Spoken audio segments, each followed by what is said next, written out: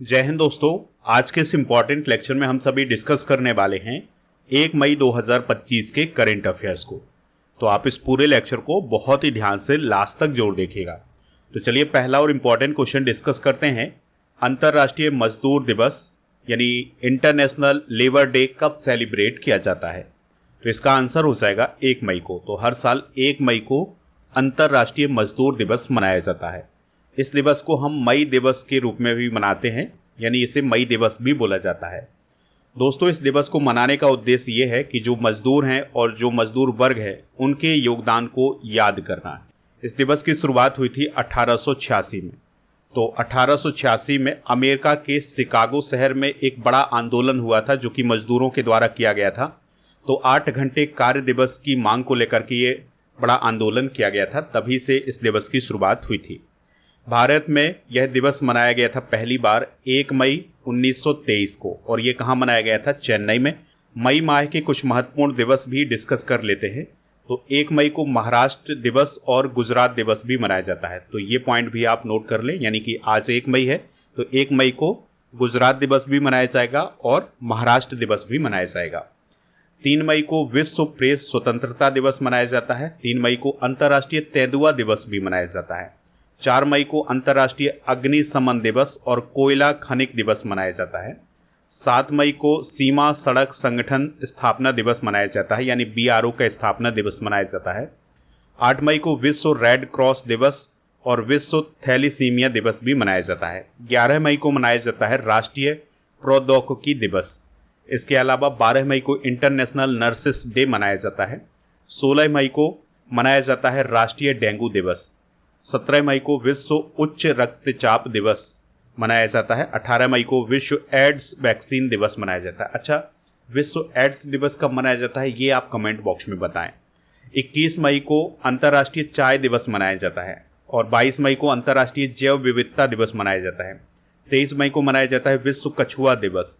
25 मई को विश्व फुटबॉल दिवस मनाया जाता है। इस दिवस को आप जरूर नोट करें क्योंकि इसकी शुरुआत या इसकी घोषणा पिछले साल की गई थी।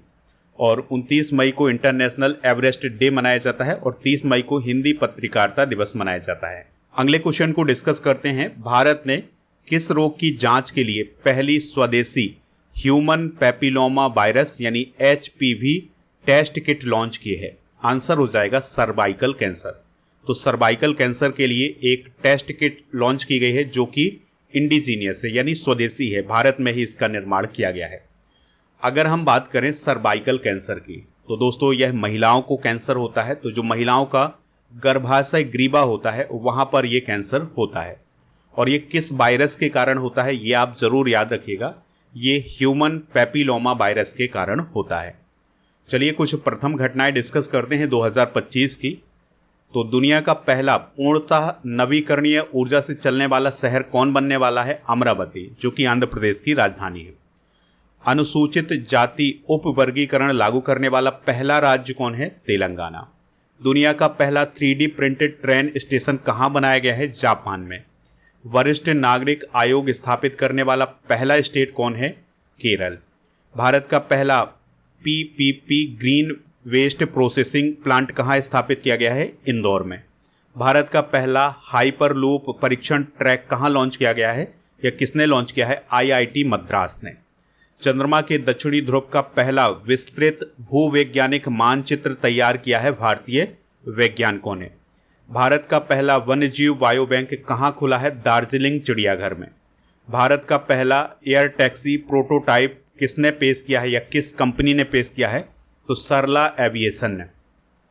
भारत का पहला जैविक मत्स्य पालन क्लस्टर कहाँ पर लॉन्च किया गया है? सिक्किम में। और भारत में जनरेशन बीटा के पहले बच्चे ने कहाँ जन्म दिया है? आइजोल में, जो कि मिजोरम की राजधानी है। अगले क्वेश्चन को डिस्कस करते हैं। मधुसूदन साई को किस देश की सरकार के द्वारा सर्वोच्च सम्मान दिया गया है? आंसर हो जाएगा फिजी। तो फिजी की गवर्नमेंट के द्वारा मधुसूदन साई को सर्वोच्च नागरिक सम्मान दिया गया है। इस नागरिक सम्मान का क्या नाम है? Companion of the order of Fiji. अच्छा, जो मधुसूदन साई हैं ये कौन है? तो यह भारतीय आध्यात्मिक और मानवतावादी लीडर हैं। तो उन्हें अभी हाल ही में companion of the order of Fiji से सम्मानित किया गया है। मधुसूदन साईं की जो संस्था है वो एक हॉस्पिटल चलाती है जिसका नाम है श्री सत्य साईं संजीवनी चिल्ड्रेंस हॉस्पिटल। ठीक है, तो इसके माध्यम से फिजी में स्वास्थ्य सेवाएं प्रदान की जा रही हैं। तो उनके इसी योगदान के लिए फिजी की गवर्नमेंट के द्वारा ये उन्हें सम्मान दिया गया है। अच्छा, ये जो companion of the order of Fiji सम्मान है ये 2023 में हमारे देश के प्रधानमंत्री नरेंद्र मोदी जी को भी प्रदान किया गया है और 2024 में भारत की राष्ट्रपति द्रौपदी मुर्मू जी को भी प्रदान किया गया है। ठीक है, तो ये सारे इंपॉर्टेंट फैक्ट आप नोट जरूर करें। अच्छा, फिजी की बात करते हैं तो यह दक्षिण प्रशांत महासागर में स्थित एक कंट्री है और कैपिटल इसकी सुबा है और यहाँ के प्रेसिडेंट हैं नाई कामा लाला बालाबू, प्रधानमंत्री हैं सीटी वेनी राबूका और करेंसी है फिजी डॉलर। यहाँ पर स्थित है ऑस्ट्रेलिया, ये न्यूजीलैंड और यहाँ पर एक छोटा सा देश है फिजी। ठीक है, जो कि द्वीपों से बना हुआ है। चलिए कुछ प्रमुख पुरस्कार भी डिस्कस कर लेते हैं जो अभी हाल फिलहाल में दिए गए हैं। जैसे महाराष्ट्र भूषण पुरस्कार 2024 दिया गया है भारत के प्रसिद्ध मूर्तिकार राम सुतार को। रामनाथ गोयंका पत्रकारिता पुरस्कार 2025 प्रदान किया गया है मृदुलिका झा को। डेनमार्क का नाइट क्रॉस सम्मान दिया गया है विजय शंकर को। गोल्ड मरकरी पुरस्कार दिया गया है दलाई लामा जी को। यहाँ पर आप इन्हें देख सकते हैं और ये कौन है, राम सुतार जी। ठीक है, जो कि भारत के प्रसिद्ध मूर्तिकार हैं। अज्ञे स्मृति सम्मान 2025 दिया गया है उदय प्रकाश को। डिजिटल परिवर्तन पुरस्कार 2025 आरबीआई को प्रदान किया गया है। रामसर पुरस्कार आर्द्रभूमि के विवेकपूर्ण उपयोग के लिए जयश्री वेंकटेशन को प्रदान किया गया है। मॉरिशस का सर्वोच्च नागरिक पुरस्कार पीएम नरेंद्र मोदी जी को दिया गया है और एएम ट्यूरिंग अवार्ड 2024 एंड्रयू वांटो और रिचर्ड सटन को प्रदान किया गया है। ठीक है, तो ये सारे पुरस्कार आप नोट कर लें। अगला क्वेश्चन है, हाल ही में लॉन्च किया गया सचेत ऐप किसके लिए डिजाइन किया गया है?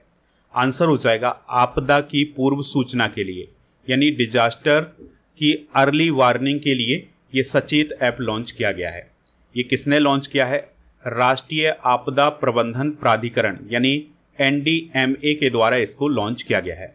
तो इस ऐप के माध्यम से बाढ़, चक्रवात और भूकंप जैसी प्राकृतिक आपदाओं की जानकारी पहले से दी जाएगी। ठीक है, यानी कि आपदा आने से पहले इस ऐप के माध्यम से सूचित किया जाएगा। तो ये 12 भाषाओं में उपलब्ध होगा। बात करते हैं राष्ट्रीय आपदा प्रबंधन प्राधिकरण की। तो 2005 में इसकी स्थापना हुई थी। तो यह एक सरकारी संस्था है जो कि भारत में आपदा प्रबंधन के लिए नीति और योजना का निर्माण करती है। देखिए कुछ ऐप और पोर्टल डिस्कस करते हैं जो हाल फिलहाल में लॉन्च किए गए हैं। जैसे राइस ऐप उत्तर प्रदेश सरकार के द्वारा लॉन्च किया गया है और स्वा रेल ऐप भारतीय रेल के द्वारा लॉन्च किया गया है। आरबीआई डाटा पोर्टल आरबीआई के द्वारा लॉन्च किया गया है। मित्र पोर्टल सेबी के द्वारा और सम्मान संजीवनी ऐप हरियाणा सरकार के द्वारा। भारत लोक पोर्टल गृह मंत्री अमित शाह जी के द्वारा लॉन्च किया गया था। स्कैन पोर्टल उपभोक्ता मामलों एवं खाद्य मंत्रालय के द्वारा लॉन्च किया गया है। एकलव्य पोर्टल भारतीय सेना के द्वारा। अन्य दर्पण पोर्टल भारतीय खाद्य निगम के द्वारा और सक्षम ऐप भारतीय निर्वाचन आयोग के द्वारा लॉन्च किया गया है।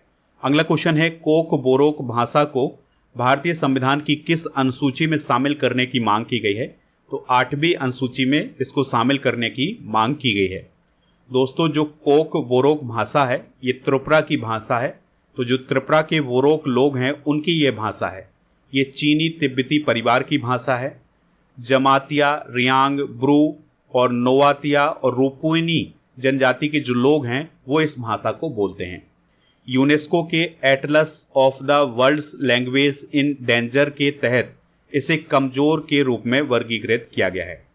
देखिए जो भारतीय संविधान की 8वीं अनुसूची में है उसमें 22 भाषाएं शामिल की गई हैं। ठीक है, तो उसी में शामिल करने के लिए अभी हाल ही में ये मांग की गई है कि जो कोक बोरोक भाषा है उसको भारतीय संविधान की 8वीं अनुसूची में शामिल किया जाए। चलिए दोस्तों, अब हम भारतीय संविधान की सभी अनुसूचियां डिस्कस करते हैं। तो भारतीय संविधान में वर्तमान में 12 अनुसूचियां हैं। तो इनमें क्या क्या है इसको डिस्कस कर लेते हैं। तो जो पहली अनुसूची है इसमें भारत के राज्य और केंद्र शासित प्रदेशों की सूची बताई गई है। दूसरी अनुसूची में वेतन, भत्ते और पेंशन का उल्लेख किया गया है, यानी कि राष्ट्रपति, राज्यपाल, लोकसभा अध्यक्ष इन सभी की वेतन, भत्ते और पेंशन का उल्लेख किया गया है। तीसरी अनुसूची में संवैधानिक पदों पर आसीन व्यक्तियों के लिए शपथ और प्रतिज्ञान का प्रारूप बताया गया है। चौथी अनुसूची में राज्यसभा में राज्यों और केंद्रशासित प्रदेशों को आवंटित सीटों की संख्या का प्रावधान किया गया है। पांचवी अनुसूची में जनजातीय क्षेत्रों के प्रशासन और नियंत्रण का प्रावधान किया गया है। छठी अनुसूची की अगर हम बात करें तो इसमें असम, मेघालय, त्रिपुरा और मिजोरम में जनजातीय क्षेत्रों के प्रशासन का प्रावधान किया गया है। यानी कि कौन से विषय संघ सूची के अंतर्गत, कौन से विषय राज्य सूची के अंतर्गत, कौन से विषय समवर्ती सूची के अंतर्गत आएंगे, इन सभी का प्रावधान 7वीं अनुसूची में किया गया है। 8वीं अनुसूची में भारत की 22 आधिकारिक भाषाओं का वर्णन किया गया है। 9वीं अनुसूची में इसमें वे कानून शामिल हैं जिसमें न्यायालयों में चुनौती नहीं दी जा सकती है। 10वीं अनुसूची में दल बदल विरोधी कानून से संबंधित प्रावधान है। 11वीं अनुसूची पंचायत से संबंधित है और 12वीं अनुसूची नगर पालिकाओं से संबंधित है। अगला क्वेश्चन है, किस कंपनी ने कुइपर उपग्रह लॉन्च किया है या कुइपर सैटेलाइट लॉन्च किया है? आंसर हो जाएगा अमेजॉन। तो दोस्तों, ई कॉमर्स कंपनी अमेजॉन ने अपना पहला इंटरनेट सैटेलाइट कुइपर को लॉन्च किया है।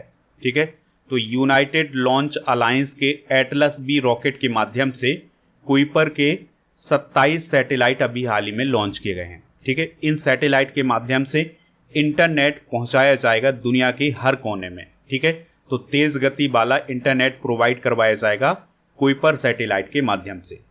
दोस्तों, इन सैटेलाइट को पृथ्वी की सतह से लगभग 630 किलोमीटर की ऊंचाई पर स्थापित किया जाएगा।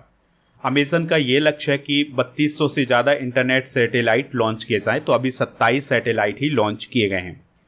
तो दोस्तों, जिस प्रकार से स्टारलिंक इंटरनेट प्रोवाइड करवाता है, जो कि एलन मस्क के कंपनी के द्वारा लॉन्च किए गए हैं, उसी प्रकार की कुछ सुविधा देने वाला है कुइपर सैटेलाइट। अमेजॉन की बात करें तो इसकी स्थापना 1994 में की गई थी। संस्थापक हैं इसके जेफ बेजोस और इसका मुख्यालय है वाशिंगटन, अमेरिका में। वर्तमान में सीईओ हैं एंडी जैसी, 2021 में ये बने थे। और जो अमेजॉन है यह एक ई कॉमर्स कंपनी है, क्लाउड कंप्यूटिंग कंपनी है, डिजिटल स्ट्रीमिंग और आर्टिफिशियल इंटेलिजेंस के क्षेत्र में काम करने वाली कंपनी है। अगला क्वेश्चन है, आर्टिफिशियल इंटेलिजेंस में भारतीय महिलाओं को सशक्त बनाने के लिए एआई किरण को किसने लॉन्च किया है? आंसर हो जाएगा कृथिका रेड्डी ने। तो देखिए दोस्तों, जो एआई किरण है इसको लॉन्च किया है वेरेक्स की सीईओ और सह संस्थापक कृथिका रेड्डी ने। इसका उद्देश्य है, यानी कि एआई किरण का उद्देश्य ये है कि जो भारतीय महिलाएं हैं उनको एआई में सशक्त बनाया जाए, आर्टिफिशियल इंटेलिजेंस में सशक्त बनाया जाए।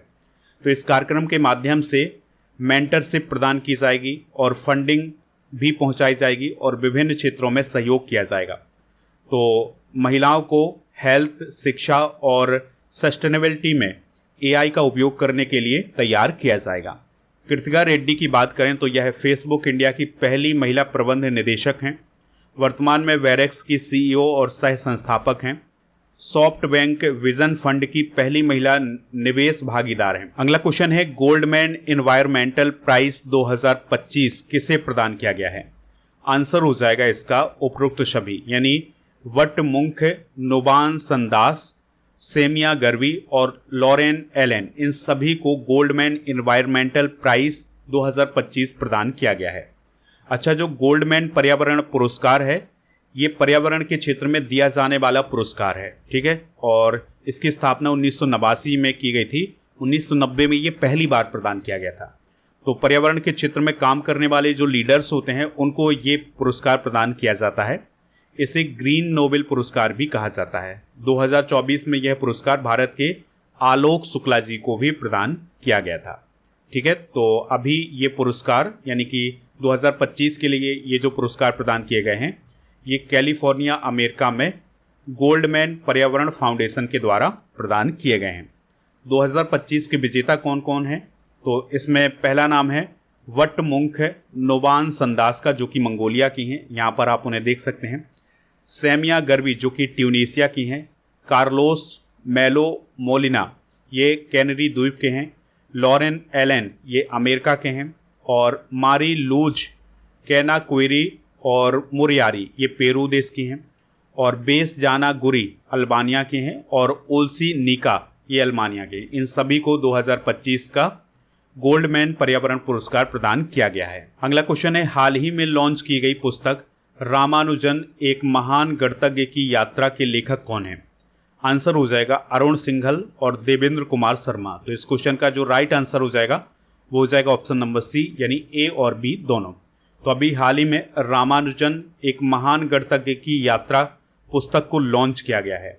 लेखक जरूर याद रखिएगा इस पुस्तक के, अरुण सिंघल और देवेंद्र कुमार शर्मा है। यह पुस्तक भारत के प्रसिद्ध गणतज्ञ श्रीनिवास रामानुजन के असाधारण जीवन और उनकी गणितीय यात्रा पर आधारित है।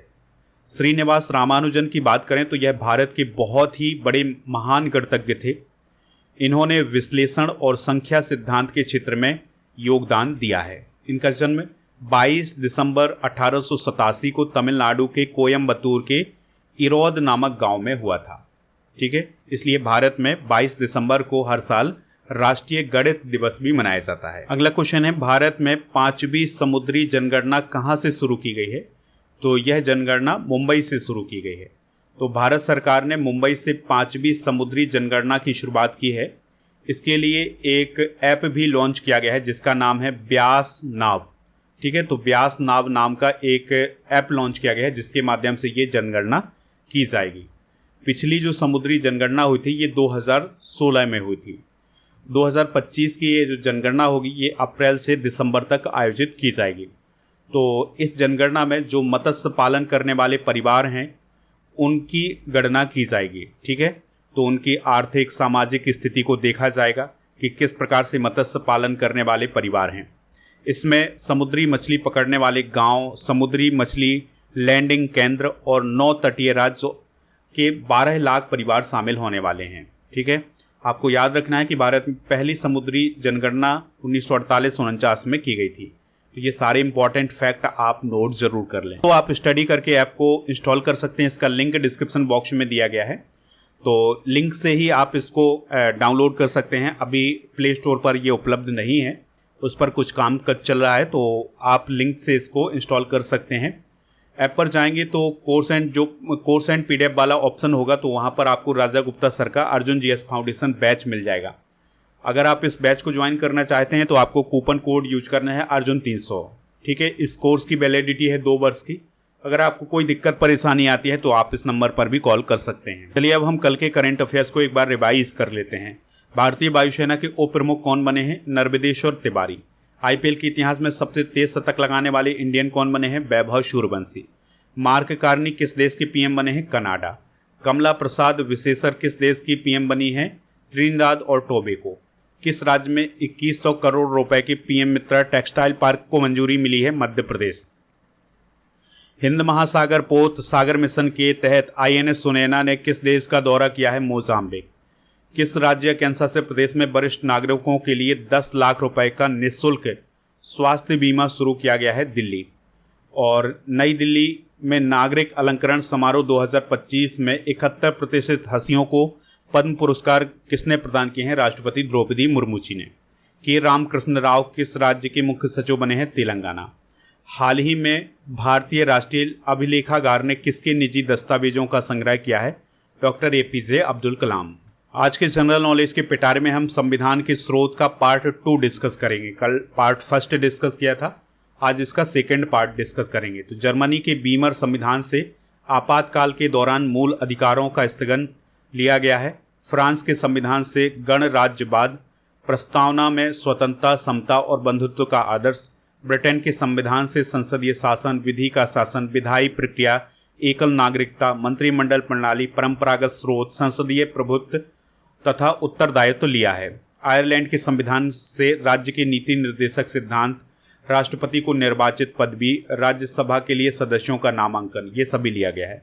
ऑस्ट्रेलिया के संविधान से समवर्ती सूची, व्यापार, वाणिज्य और समागम की स्वतंत्रता, संसद के दोनों सदनों की संयुक्त बैठक। ठीक है, तो ये हैं संविधान के स्रोत। दोस्तों, कल के करेंट अफेयर्स में आपसे पूछा गया था कि वायुसेना दिवस कब मनाया जाता है, तो 8 अक्टूबर को मनाया जाता है।